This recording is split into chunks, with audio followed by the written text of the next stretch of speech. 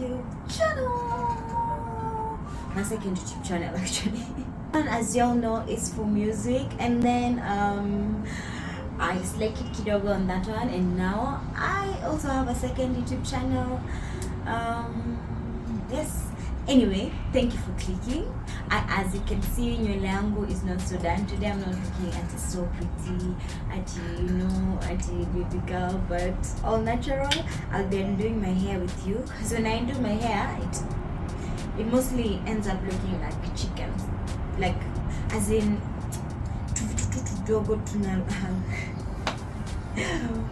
anyway, let's do this. Don't hate yourself. Be kind to yourself, guys. Remember that you're beautiful just the way you are, cause you're amazing just the way you are, and the way you are, oh, the way you are, oh, you're amazing just the way you are.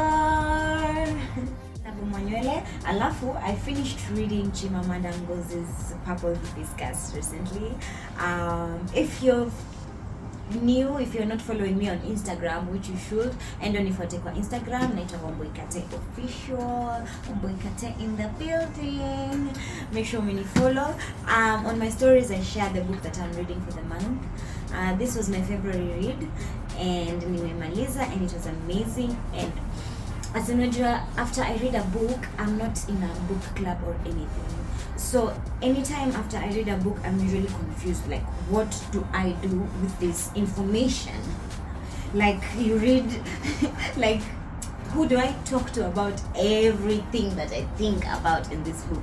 Because I have a lot of thoughts. I have a lot of things to say, and I have a lot of thoughts, and I want them to be hard. So I think I need to join a book club. I don't know where do people find book clubs? Recommend me, guys. Anyway, nilipata hii kitabu from I think Carrefour supermarket. Books Fast session. Unaweza wapata anywhere in the supermarkets, Carrefour supermarkets, Quickmart, whatever you can find them. And then you can find your copy of the Purple Hibiscus. So, onto the book, and onto me nikiendelea kubomoa nywele, because I actually don't have so much time. Going to lunch with someone. So, Purple Hibiscus, Chimamanda. Can I call you Amanda?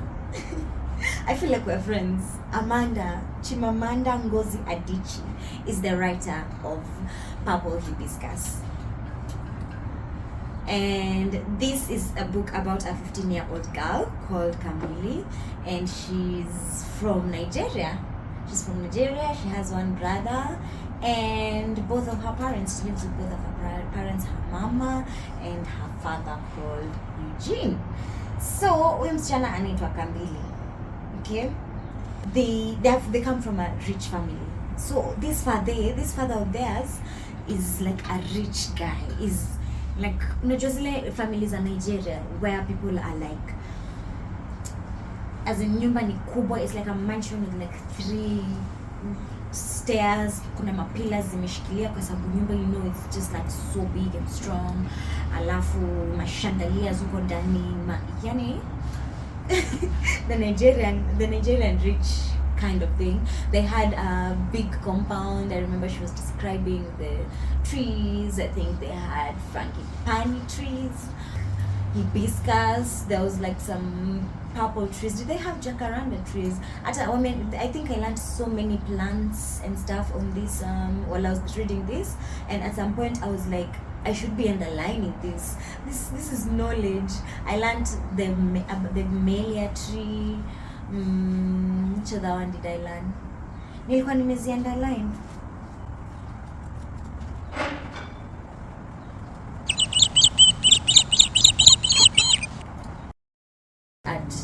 By the way, I related to the way Amanda was writing, as in really relate.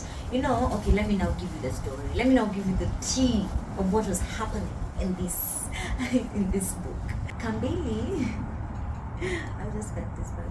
Kambili, I related with Kambili the first time when she went to her auntie's place, and her life from where she comes from and where her aunt lives is completely different. And hiyo kitu ndo ilichange life yake, and that's what the book talks about, how Kambili's life changed while she was 15 years old and she went from her family home, which I was telling you, she comes from a very well-off and stable family. Her father is very religious. We're going to get to that. I would describe him as overly religious, Eugene. And the mother was a very calm, I see her like as a calm, kind mama who was okay with a lot of things. Like alikuwa mtoto mpole, I think alikuwa mpole, mtulivu. That was the mama. And then she had a brother called Jaja.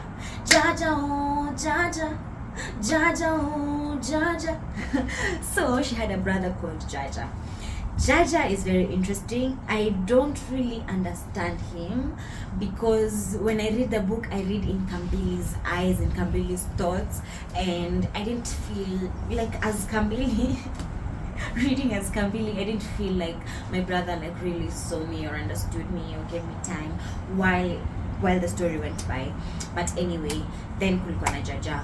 Then now, one time they go to their auntie's place, Auntie Ifoma. That's a bad one. Ifoma, Auntie Ifoma. To me, Auntie Ifoma represented those happy aunties. Wale ma auntie, as in hawakosangi form. Like they always like hyped ones, wenye wanakunga tu wakikuchekesha, wenye familia yao inakanga so perfect. Their family looks like, you know, they have no problems. They look like they just laugh, they clean, they dress nicely. But Auntie Foma ali play a big role in Kambili's life. Huyu sasa Kambili is the little girl that we're talking about, who is 15 years old. Now, from, you know, Kenyans, I'm from Kenya. We watched a lot of Nigerian movies growing up. So, like, this is what we used to watch. There were no soap operas. There was not like so many of them. Kulikuwa na a lot of Nigerian movies, and then we went to like box office. Box office KTN ndo sasa ilikuwa hizi movies zingine. But most of the time it was Nigerian movies, and me, I was obsessed with Nigerian movies, by the way. Nilikuwa obsessed. I remember crying to my shosh when she goes to bed, naenda hata na mom shani Chimo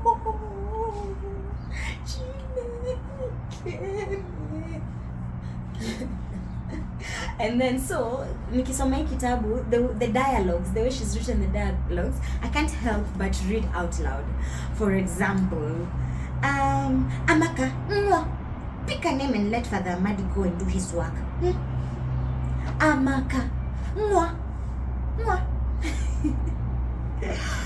pick a name and let Father Amadi go and do his work. Okay, another one. Let's find another dialogue that I read out loud, yeah? Nne. Walikuwa nashinda wakiandika hivyo nne. It's very relatable, that's what I'm trying to say. Okay, there's this other one. This one, there was like a demonstration at the university where Auntie Foma was a teacher, and there's a time there was rioting at campus. So they were saying, all we are saying, so administrator must go. All we are saying, he must go. No be so, na so. No be so, na so. Na so. Okay? And then let's find another one.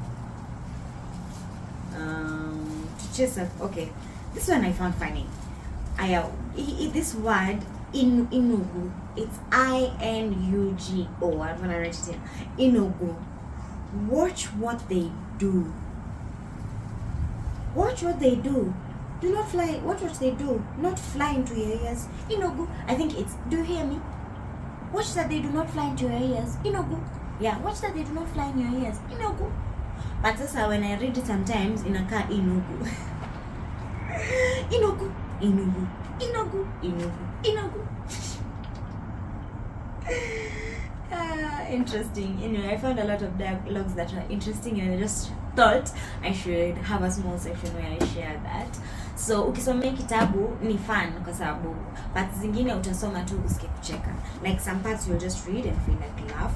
There is a part where I saw a song and I literally had the words for the song, like the nilikuwa na hata your melody, and I wish naweza ipata but I didn't I have to read again.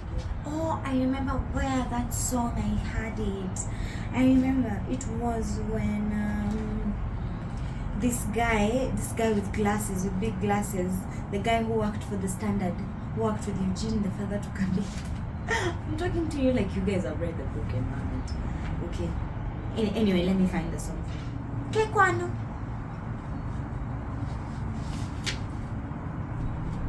So yeah, let me see. So it was when this guy had been arrested. One woman in this book, her husband was arrested, and she was singing a certain song. Oh, I found it. Found it.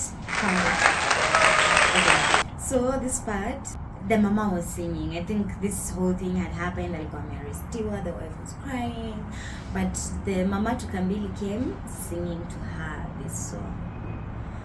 Oh, Mema Chineke, oh Mema,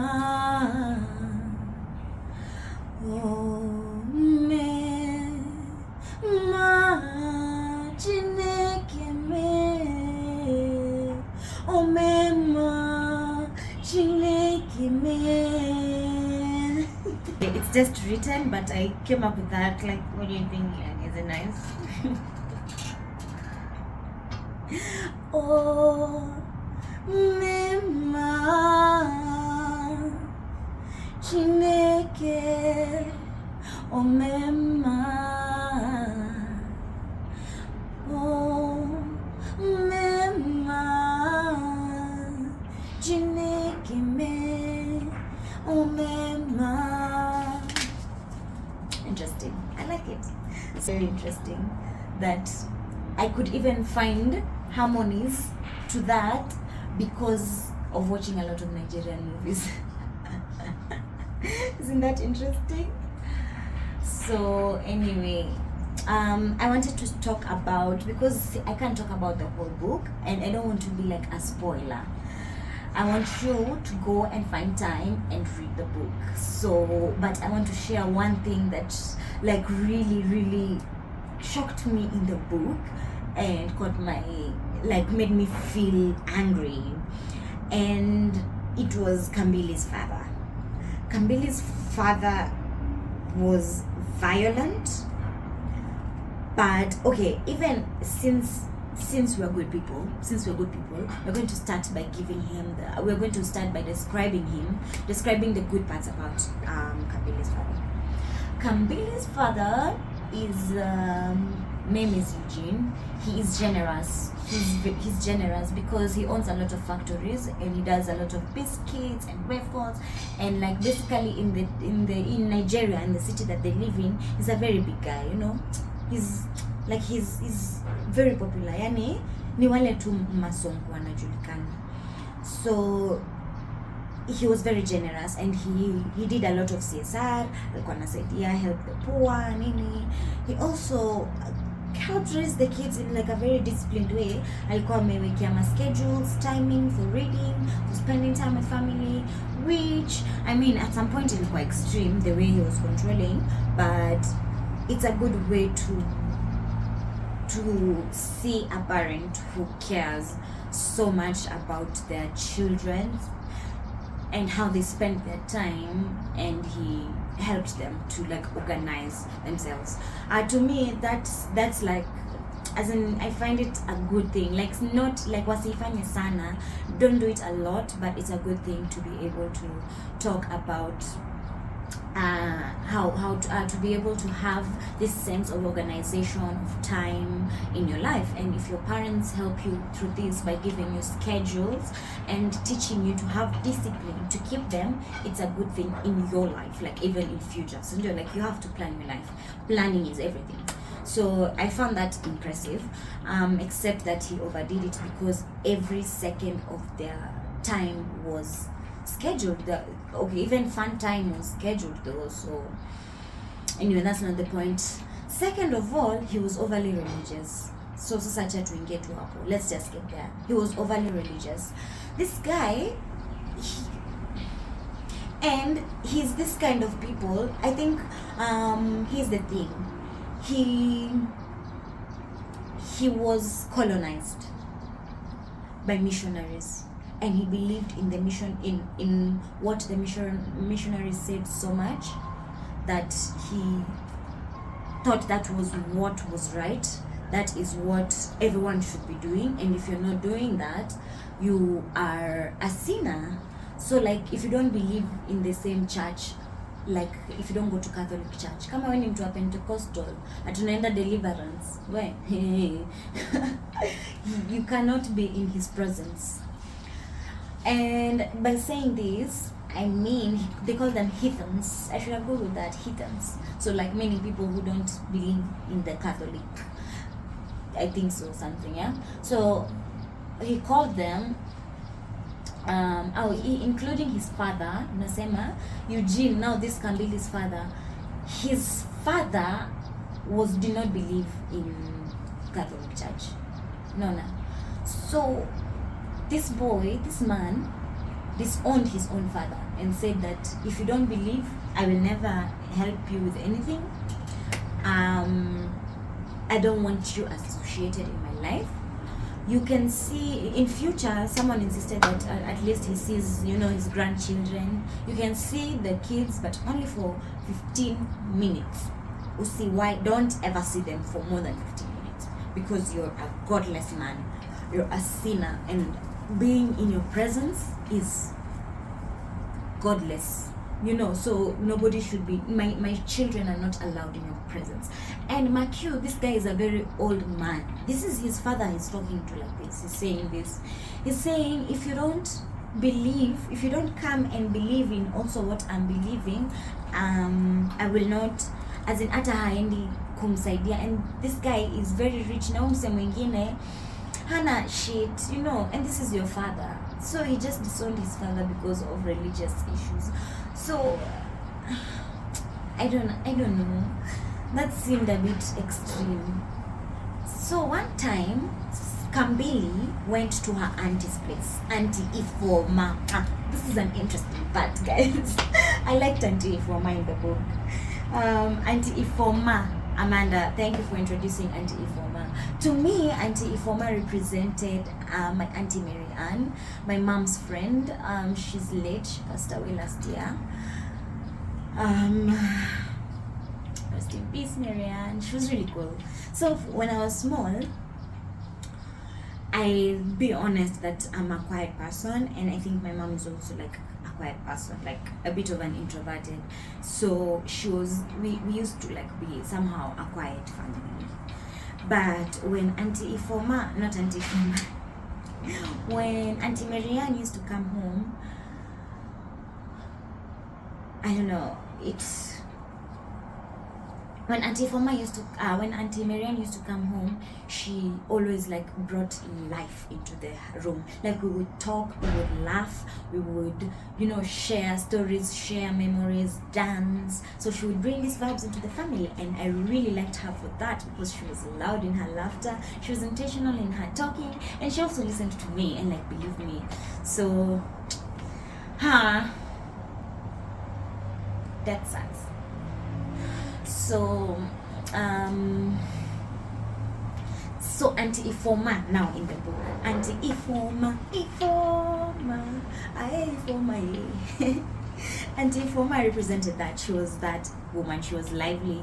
She was nini. And Kambili's family walikuwa tu walikuwa too very strict in their life. Vitu ziko so scheduled, everything is so scheduled, everything is so put into one place that there's no room to speak your thoughts, to feel. And the dad Eugene hakuwa amepea Kambili na Jaja the room to be free and like even like laugh during dinner, get. So Kambili amegrow hivi for 15 years, and then she goes to Auntie Forma's house one time, and she's amazed by how in Auntie Forma's family they sit and talk and laugh. They have nothing. Stima zimepotea, the fan has broken, the bathroom is very tiny. It's not like there are 5 bathrooms back at home, but the happiness in this other place is different. It's weird to her. Right? To her, like, this is weird. How how can you be this happy? How can you laugh so loudly? Kambili hasn't found strength to express herself. She talks so softly. Pole. She's afraid. That was me, Aki. She's afraid, she's shy, and maybe that was you too who you're watching. So that's how relatable this book is. So Kambili goes there to her Auntie Forma, and akiwa huko the dad comes. Auntie Forma ni sister ya baba Kambili, si ndio? So huyu baba Kambili, the dad comes to visit to Auntie Forma's house because he was sick, and Auntie Forma wanted to take care of him, wanted him to be close. So he had to come and stay with them while Jaja and Kambili had visited them. Na mnakumbuka I told you the dad had a rule that you're not supposed to spend more than 15 minutes with this man because he's a heathen. He's a godless man. If you spend more than 15 minutes with him, God will punish you. God atapunish vibaya sana. Wakasema no. So they had this rule. So when Papa Nuku, that's the name of the Guka. Tunamuita Guka. In Kenya we call them Guka, but in the book he's called Papa Nuku. Papa Nuku comes. He's very sick, but he's very close with this Auntie Forma's family and all. But he has to sleep there, Nini. So they have to spend days and days with him. So they spend days and days with him. And when the dad calls, they don't tell him that this guy is here. They don't tell him that Papa Nuku is in the building. They don't tell him that. So because the truth always comes out in future, that's what happened. The truth came out. The truth came out the truth came out because Papa Nuku passed away. He passed away while sleeping one morning in the same house where everyone was when Kambili and Jaja were there. Papa Nuku passes away, and so the father Eugene comes and he says, did Papa Nuku just die in this house? They say yes. Did you sleep here? Has he been here all this time? They say yes. Okay, I'll get in the car, let's go home. They go home. When they get home, one time the dad calls. Now this is don't worry guys, we're getting to the end part. What happens is that the dad calls Kambili. Kambili is our girl. Kambili is us. Kambili is me. Is a small 15-year-old me. Kambili ni mtoto wa 15 years old girl.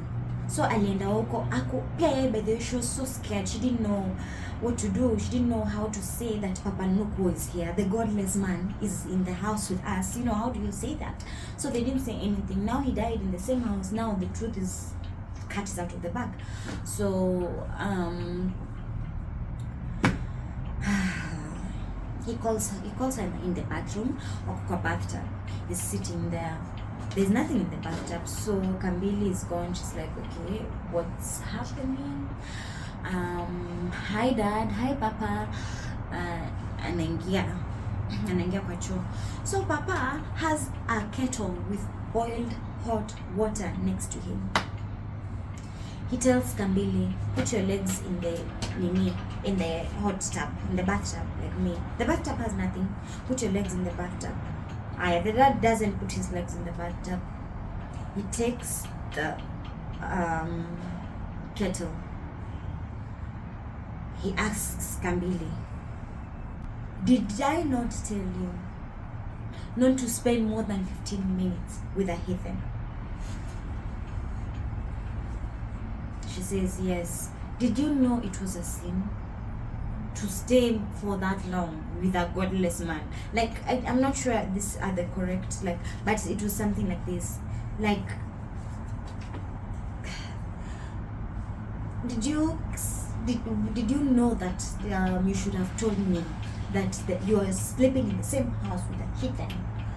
She was like, yes, I should have told you, Daddy, but Kambili, you have sinned. Akaanza kumwagilia. He started pouring the hot boiling water on his own daughter's feet. Boiling hot water, pouring it. And he's crying, he's saying, you have sinned, my daughter. Why are you sinning? Why are you doing this to yourself? It is God who has to punish you because of doing that. But he's the one who's punishing her. Where is God coming in all this?